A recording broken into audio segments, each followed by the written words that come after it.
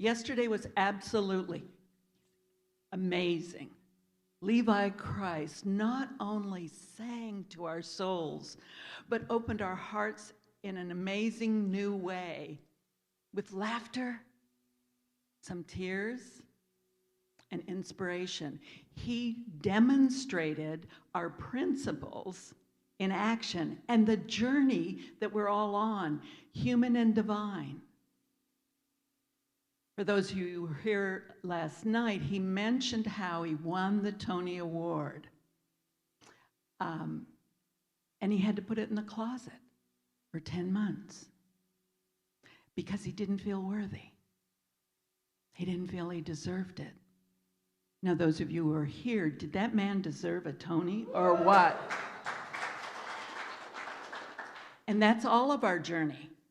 All of our journey. We have to awaken to our worthiness. Quit listening to our unworthiness. How often do we get distracted by the darkness? Hope is about remembering the light is always shining no matter what the circumstance or drama of our life is. And I don't know about you, but there's lots of drama around. We can look at the outer conditions and we can kvetch about them and wonder, oh, this is never going to happen. We'll never have peace on earth. People will never learn how to be kind to one another, how to share the gifts rather than the opinions. I invite you to begin to ask yourself before you share an opinion, is it kind? Is it necessary? Is it true? Because I can guarantee you, we cannot know what's going on for another soul completely. But we can empathetically listen to each other. We can celebrate the joy and the laughter that is around here. Levi shared with us he goes to a lot of Unity and CSL churches, and this place is amazing to him. It's like he comes home here. I was sent here to observe what goes on here, to see if I could be of any assistance to what was happening. And I am so blessed to be a part of this amazing co-creation that is going on here. And I want to invite us to get in the vibratory field of intention.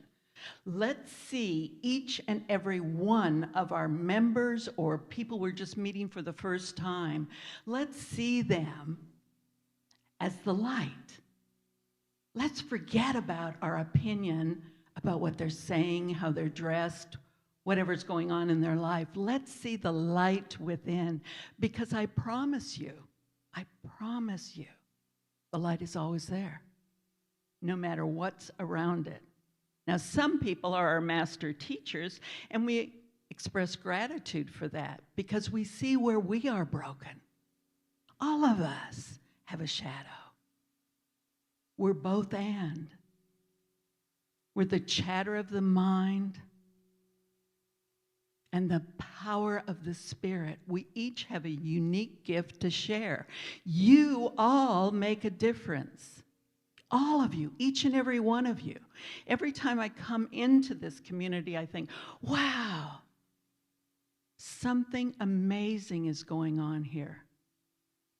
And it started with a vision of your founding minister, Jack Kern. And it has continued through the vision of other people who are called to serve this community. What do you think of the lights? Wasn't it gorgeous? That came out of a vision of Bill and Dee Carbo. I'm eternally grateful that I get to meet people who have those powerful visions and a willingness to demonstrate it. We got to get over being uncomfortable. Or maybe I should say it the other way. We got to enjoy being uncomfortable in order to demonstrate our particular gift to the world. I don't know, Bill, 30,000 lights? Isn't that amazing? and the volunteers who came to help. This was a bustling community for several weeks, and it sets us up for a new experience, a new co-creative experience here at Unity of Naples. What do you want to see here happen? Because it begins with your mind, and then your heart, and then your intentions. That's what spiritual principles give us, a foundation to move forward. So Advent is a time where we want to meditate every day. And I don't care if you fall asleep. God doesn't care if you fall asleep. Do it for 5 minutes and see how that changes the energy in your body. Do it for 15 and see what happens. But meditate. Let God come to you. For God is involuting all the time through us, and we are evoluting that love and wisdom and life from us. We are co-creators. We've had many master teachers, and I'm delighted to see the creativity that is in this community, for you are a people of vision. So we are going to do some visioning together. We're going to be looking at asking ourselves some powerful questions. But right now, right here, we're going to celebrate a new experience of the Christ. What does that mean for you?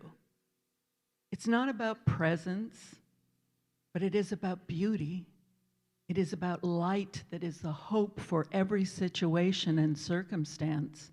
There is nothing that can dim your light except your mind. Isn't that amazing? We have that much power within us.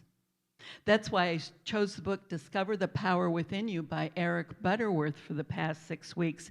And Reverend Eileen and Reverend Denise did a beautiful job while I was gone talking about the great healing, how forgiveness opens that doorway for us to heal, transform, and change whatever our circumstances or drama is. We have to forgive to have a different experience of life. If you hold on to any resentment, that's affecting your wholeness, your health, your prosperity. And so together, what we can do is gather in small groups, get a prayer partner, talk to a minister, get some coaching, and spit it out. Cough that out of your body so you can be even more alive than you ever thought possible. Age doesn't matter. Circumstances don't matter. What matters is are you coming alive, engaging in life? The gift of last night was so incredibly amazing for me. I hope that you heard the call that Levi put out. It's going to take all of you to keep this going.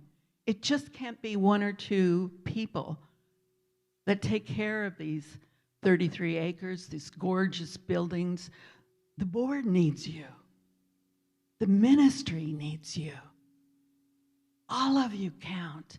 Everything that you give of your time, talent, and treasure makes a difference in this community, and you own it. What happens here depends on how much you want to be engaged with what's going on. And I don't know about you, but it's going to be hard to kick me out of here. It's an amazing place. I watched Jesse come alive last night to the ministry that he is creating. I watched Amy this morning sing a song from her soul. Ministry is happening through these people who are willing to give you their talent, their creativity. Let's support them fully. Now, I have a special guest who has been waiting patiently while I blithered on. I'm sure you all know Roger Arbury.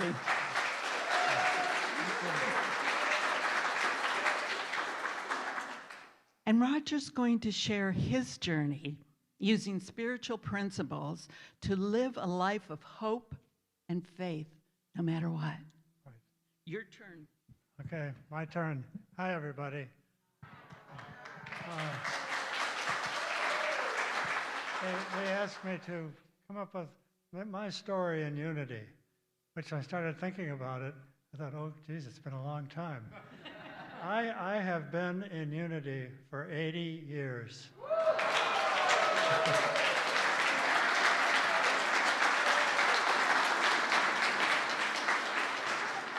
When I was 5 years old, my mother was on a quest to find in Detroit a New Thought type of ministry that she would like to be part of. And so we went to a number of churches in Detroit. She took me along with her. Didn't find anything we really liked yet. And one day she said, I've heard about this Unity Church in Detroit. And I said, let's try that one. I said, okay. So we went to that, and we never looked back. We've been there ever since. So at that time, in early 1940s, Unity of Detroit did not have a building of their own. We met at the Detroit Institute of Art, their auditorium, which was a beautiful auditorium with a nice big pipe organ and comfortable seats, everything.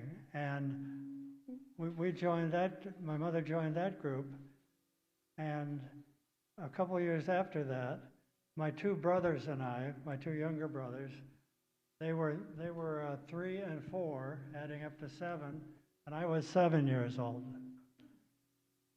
So at that point, our minister was Herbert Hunt. He had been a Presbyterian minister, and he became ordained in Unity and headed up the group in Detroit.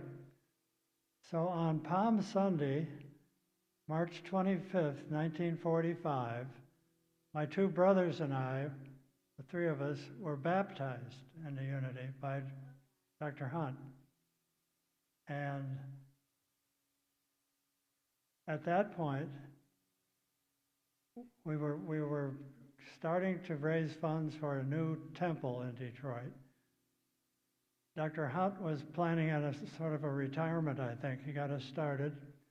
And everyone, Carla knew Dr. Hunt. I never met anybody that did know him except me, but now I know. I am that old. So the three of us were baptized on March 25th, 1945. That was quite a historic day. First of all, it was a Palm Sunday.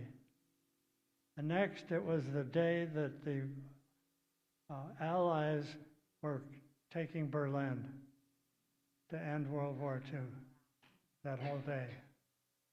So we're happy to be part of that date, to remember all that. So as Dr. Hunt was, I think, planning his retirement, he brought in a new assistant minister. And that assistant minister was Eric Butterworth. So for those the years that Eric was in Detroit, he's helped raise the funds for the new temple, which was built on the north side of Detroit. I was there for the cornerstone laying and all that because I was around. And he was then my minister for all my teenage years in Detroit. Having Eric Butterworth live, that was great.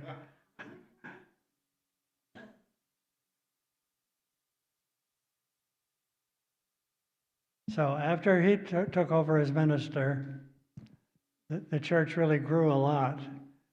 And I was privileged to even follow him around to various other places he spoke. One was eventually he left Detroit and went to New York City, where he was very successful there. they had to hold their services in Avery Fisher Hall. And when he passed away, I went to that memorial service, and people from Unity all over the world were there. And Maya Angelou did the eulogy for him. She had been sort of a pupil of Eric Butterworth's, and he helped her get through some really hard times in her life. So it was amazing to know some of these people that came out. So I have been in Unity all those years. I've been president of the board here. I've worked with our Unity up in Michigan. I'm active in that group up there. And Unity really gave me a way of life through my teenage years, knowing of a loving God, not a judgmental God, knowing that presence of God was within each and every one of us, all those teachings that Eric talked about on Sunday services as well as special events. And I just gained that way of life to be kind and loving and joyful, and that has been my success. In closing, one prayer I do every day before I go to sleep is I thank God, and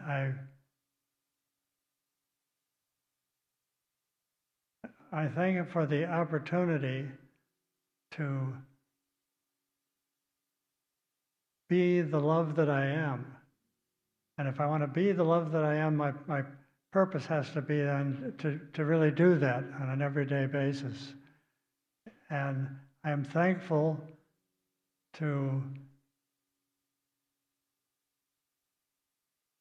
I'm trying to find the right words here.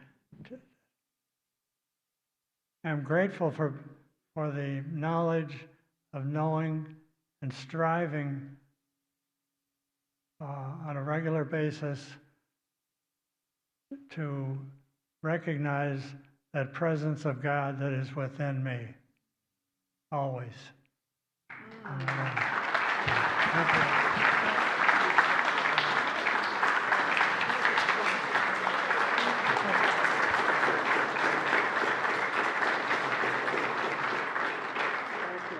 One other fun thing here that I like to have,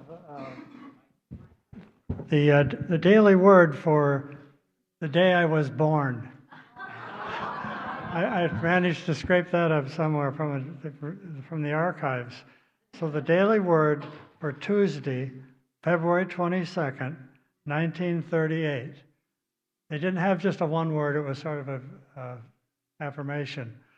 The affirmation was, in conformity with truth, I speak only words of truth, love, and healing. Amen. Thank you. And you have lived up to that. You have been and you are such a loving presence. And this community has been richly blessed by you. Thank you. Thank you. Thank you.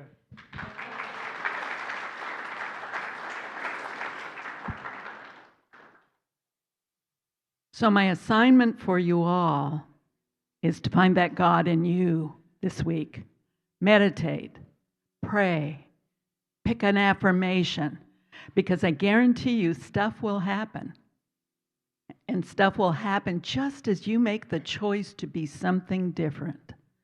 But remember that you can rise above anything, any drama that's going on if you stay connected with Source. Whatever word you use for God, Lord, Emmanuel, whatever word speaks to your heart, stay heart-centered. And then put your faith into action.